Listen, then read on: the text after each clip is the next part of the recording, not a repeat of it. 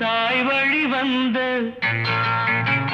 தங்கங்கள் எல்லாம் ஓர் வழி நின்று நேர் வழி சென்றால் நாளை நமதே.